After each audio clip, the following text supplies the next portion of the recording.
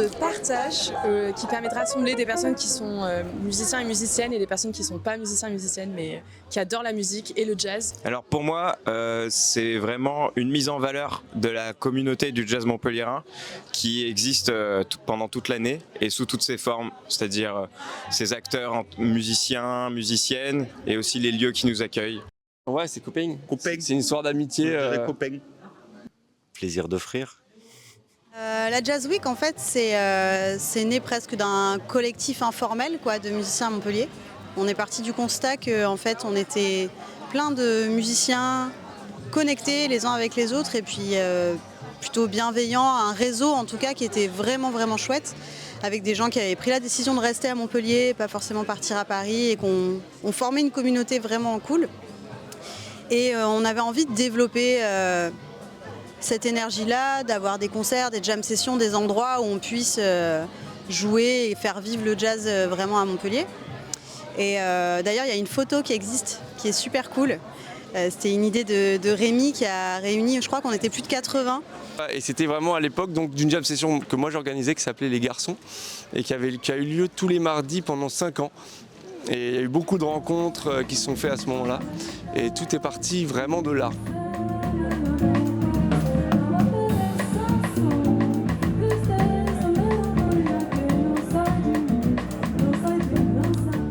Alors l'idée c'est d'impliquer le public aussi parce que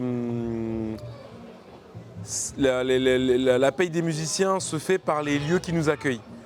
Et l'objectif c'était vraiment ça, c'était de donner l'opportunité aux lieux, les outils aux lieux de pouvoir créer les événements. Et nous à la rigueur on avait rien à faire si ce n'est les accompagner. Puis petit à petit on grossit, on a des nouveaux besoins, maintenant on a des bénévoles, on a des gens qui encadrent les événements au mieux et donc du coup c'est vrai que ça génère un peu plus de frais. Et notre seul revenu économique du début c'était le merchandising parce qu'on a la chance d'avoir Olivier Bonhomme qui est illustrateur et qui nous fait tous les t-shirts, les cassettes et ça marche bien. Et donc toutes les premières éditions ont fonctionné avec la vente de merch et le GIP, donc le dispositif qui aidait les lieux à financer les concerts.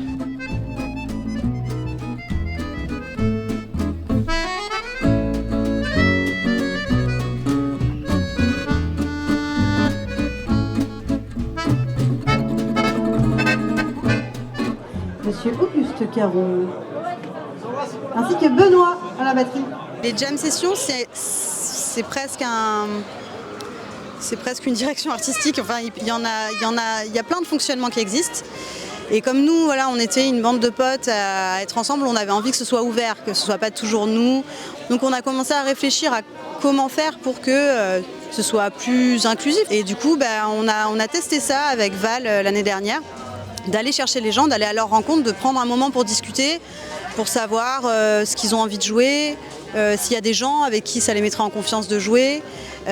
Et en fonction de ça, on monte des équipes et on va voir si par exemple c'est quelqu'un qui est un peu débutant, on va monter une équipe un peu solide derrière. Mais on a l'impression que ce petit cadre-là, il offre finalement plus de liberté et d'ouverture.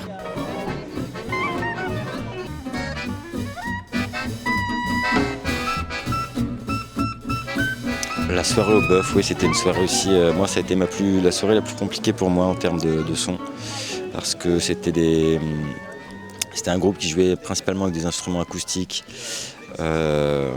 Et plus tu mets d'instruments acoustiques avec beaucoup de micros, de sources pour les récupérer, plus tu as de chances que ce soit un peu le bordel et que ce soit difficile de faire ressortir chacun.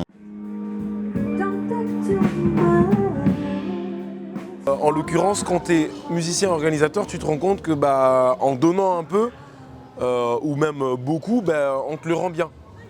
Si on met la main à la pâte, les choses finissent par se réaliser, quoi.